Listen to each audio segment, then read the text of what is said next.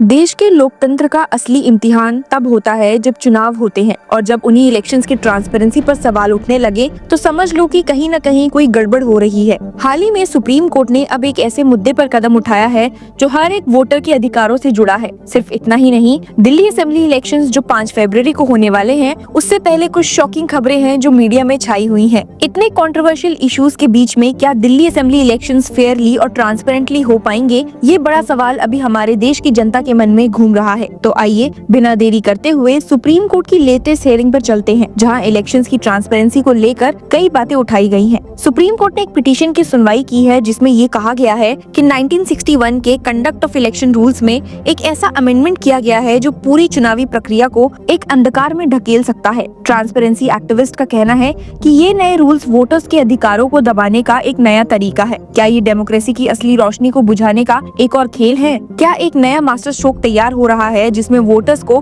बस एक स्पेक्टेटर बना दिया जाएगा और असली गेम अंदर ही अंदर खेला जाएगा? ये सभी सवाल इस केस की हियरिंग के कंक्लूजन पर ही साफ हो पाएंगे, लेकिन तब तक देखते हैं कि सुप्रीम कोर्ट ने क्या आर्गुमेंट सुने और क्या फैसला लिया है। इस मुद्दे को उठाने वाली आरटीआई और ट्रांसपेरेंसी एक्टिविस्ट अंजलि भारद्वाज ने सुप्रीम कोर्ट के समक्ष साफ साफ कहा है कि जो नया अमेंडमेंट रूल 93(2)A में किया गया है वो वोटर्स के फंडामेंटल राइट्स का सीधा सीधा उल्लंघन है। पहले रूल 93(1) में कुछ स्पेसिफिक रिकॉर्ड्स को छुपाने का प्रावधान था, पर अब नए रूल 93(2)A में तो इलेक्शन से जुड़ी हर एक चीज को रिस्ट्रिक्टेड कर दिया गया है। Photography, videography, CCTV footage, presiding officer की डायरी, रिटर्निंग ऑफिसर की रिपोर्ट, सब कुछ वोटर्स के हाथ से दूर है। पहले लिखा गया था all other papers relating to the election shall be open to public inspection, लेकिन नए रूल में लिख दिया गया है that all the other papers as specified in these rules relating to the election shall be open to public inspection.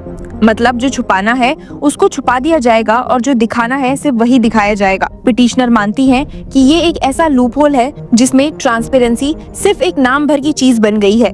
जो दिखाना है बस वही दिखाएंगे, जो छुपाना है उसका कोई पता नहीं चलेगा। पिटीशन में साफ साफ लिखा गया है कि ये अमेंडमेंट आर्टिकल 19(1)A और आर्टिकल 21 का डायरेक्ट वायलेशन है, जो फंडामेंटल राइट्स का हिस्सा है। मतलब अब चुनाव से जुड़ी असली सच्चाई पब्लिक से छुपाई जा सकती है।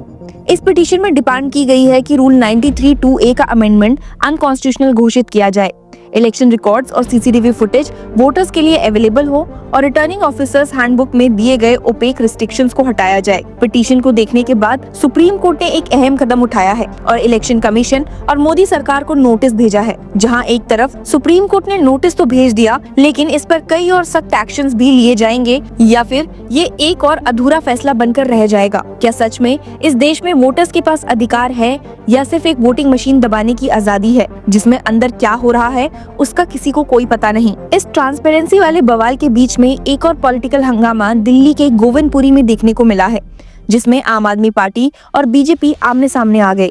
इलेक्शन कमीशन और दिल्ली पुलिस ने दिल्ली की चीफ मिनिस्टर अतिशी के खिलाफ मॉडल कोड ऑफ कंडक्ट तोड़ने का केस दर्ज किया है। क्रिटिक्स का असली सवाल ये है कि बीजेपी के लोगों पर एक्शन क्यों नहीं लिया गया, आखिर ऐसा क्या हुआ है? आम आदमी पार्टी का कहना है कि बीजेपी के रमेश बिदोरी के रिश्तेदार मॉडल कोड ऑफ कंडक्ट तोड़ रहे थे। जब आम आदमी पार्टी सपोर्टर्स ने इसका वीडियो बनाया तो पुलिस ने उल्टा उन्हें ही उठा लिया। तो सवाल ये है कि क्या पुलिस और इलेक्शन कमीशन भी अब एक तरफ हो गए हैं?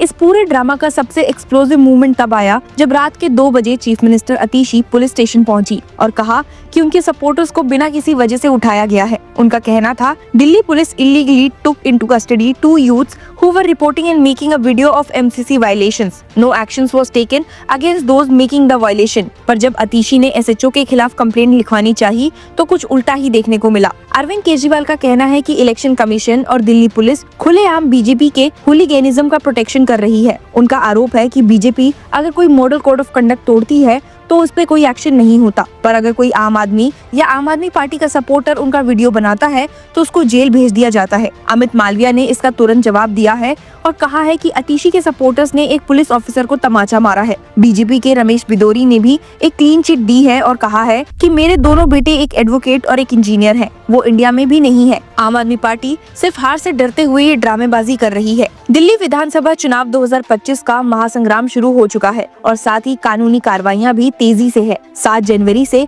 20 फरवरी तक जब से मॉडल कोड ऑफ कंडक्ट लागू हुआ है, तब से 33,434 लोग गिरफ्तार हो चुके हैं। पुलिस ने इलीगल एक्टिविटीज पर भी क्रैकडाउन शुरू कर दिया है। बॉर्डर चेक पॉइंट्स पर सख्ती बढ़ गई है और शराब, ड्रग्स, हथियारों की तस्करी पर नजर रखने के लिए ऑपरेशन चलाए जा रहे हैं। सबसे शॉकिंग इन केसेस में ये देखा गया है कि दिल्ली पुलिस ने MCC वायलेशंस के 1049 केसेस दर्ज किए हैं।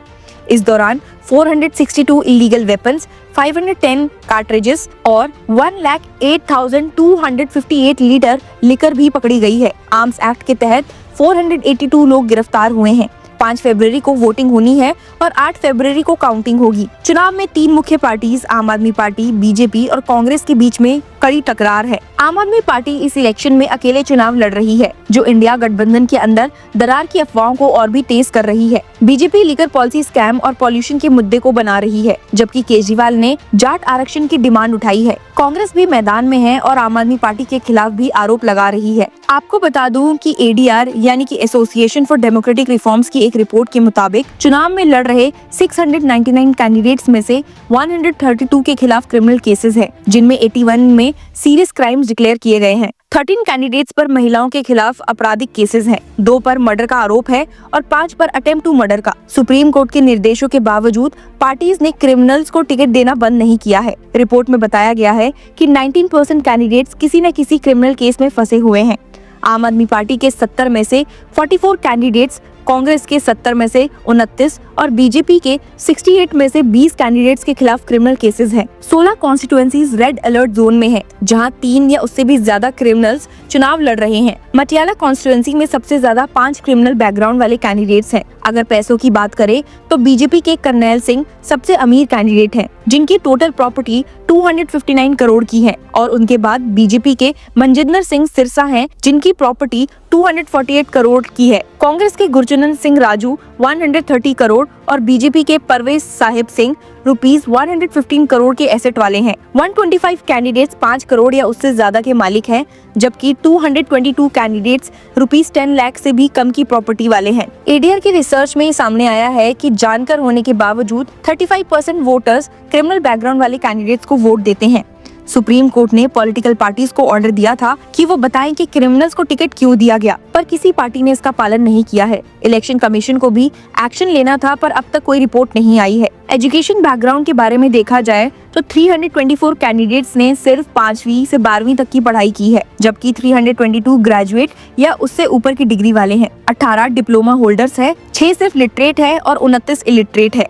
उम्र के हिसाब से 196 कैंडिडेट्स 25 से 40 साल के हैं, 394 46 to 60 इयर्स के हैं और 106 कैंडिडेट 61 to 80 साल के हैं और 3 कैंडिडेट्स 80 साल से ऊपर हैं। 72 महिला कैंडिडेट्स हैं और एक ट्रांसजेंडर कैंडिडेट भी चुनाव लड़ रहा है। अब देखना ये होगा कि दिल्ली की जनता किस बेसिस पर वोट देगी, क्रिमिनल केसेस, पैसे देखकर या फिर विकास और नीतियों को ध्यान में रखकर। फैसला आपका है। Stay tuned with law chakra for more such updates.